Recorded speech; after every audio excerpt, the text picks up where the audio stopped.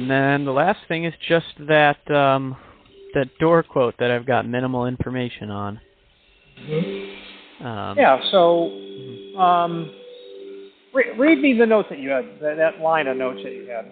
It's an office to warehouse wood double door. They want a fire-rated metal frame, and he said something about a metal stud and a 5/8 shear rod, and they're to be 3070 doors. Okay, so the shear rod is not shear rod; it's sheetrock, and that's a term, an industry term for drywall.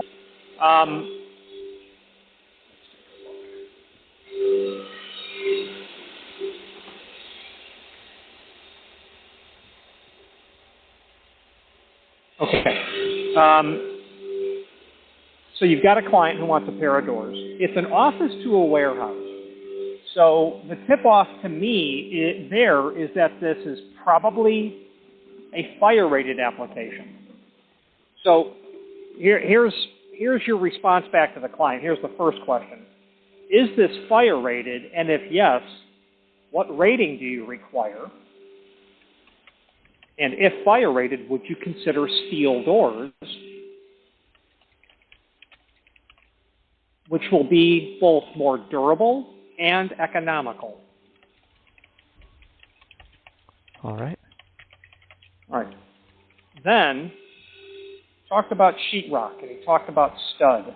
So, wood studs, a 2x4 wood stud, when you put a tape measure on it, it's 1.5 inches thick and 3.5 inches wide.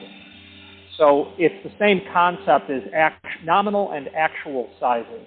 A 3-foot door does not measure 3 foot. Just accept it. Mm-hmm. A 36-inch door does not measure 36. We wouldn't call it 36. We would call it a 3.0 or a 3-foot door. Mm-hmm. But the tape measure will tell you it's 35 3/4 or 35 13/16. Or 35 9/16, depending on the hardware, the door type, and many other components that would determine or dictate the actual width and height for that matter. Okay, so decades ago, a 2x4 was actually 2 inch by 4 inch. At some point that changed. So a wood stud, a wood 2x4 is 3.5 inch thick. A metal 2x4, or a metal stud, is 3 5/8 thick. So, assuming that it's a metal stud, which is the most common in commercial construction, wood studs would be in homes. So assuming that it's a metal stud, and it's important to go to your client and confirm that it is a metal 2x4, which is 3 5/8 thick. It's important for the client to tell you that it's 5/8 sheetrock on both sides, because now in your mind's eye, imagine that 3 5/8 thick metal stud, and then put a piece of 5/8 drywall on one side of it, and put another piece of 5/8 drywall on the opposite side of it.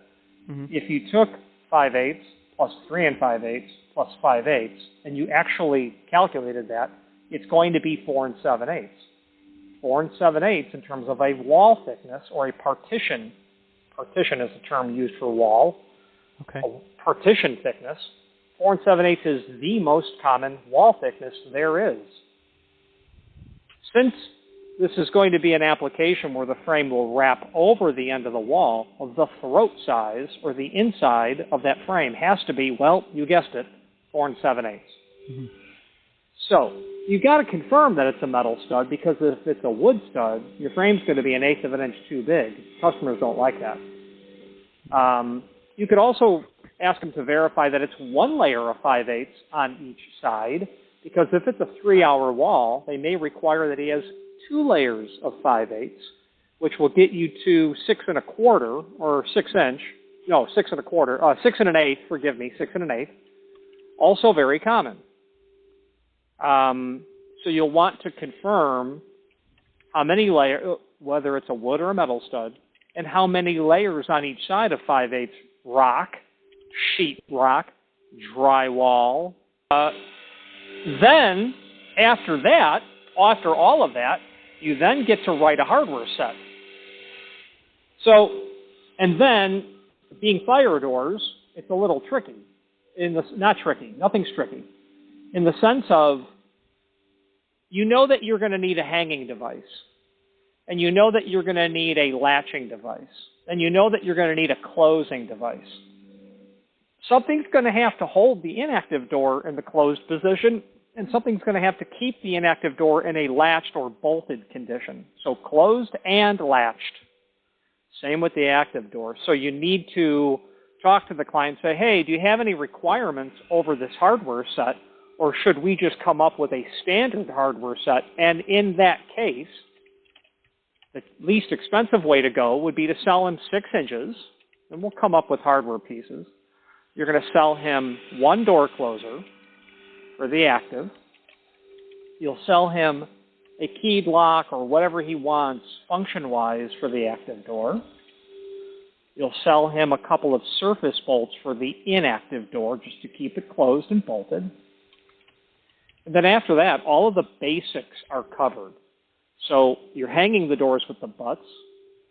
I said it out of sequence. You're hanging the doors with the butts. You're keeping the active and inactive bolted and latched and bolted with the whatever on the active and then the 2 surface bolts on the inactive. Okay? Mm-hmm. Then you're closing the active because the inactive will always stay in the closed position. Now, generally that is not, generally not having a closing device on the inactive is permissible in the event where there is no human occupancy on the one side of the door. Like, no one is going to live in the warehouse. So generally that inactive, it's understood that it's going to be kept in the closed and bolted position. And it's understood or assumed that someone will actually close that door should it ever be left open. They'll close it and bolt it. Okay. So I would confirm that that's everything that the client wants. If anything deviates, then the conversation deviates as well. We have to talk about other things. But that would be basic. I would really encourage the guy to go to steel doors because they are cheaper and more durable, office to warehouse. Okay. Or he might say, no, I want wood because everything is wood here. This is a law office, and we want wood. Okay, awesome.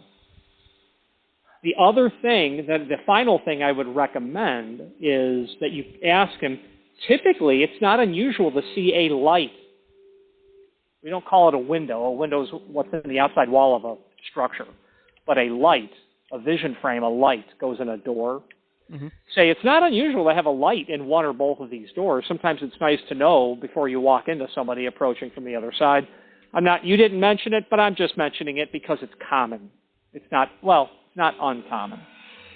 So those are all your talking points. And there's only one way to learn this.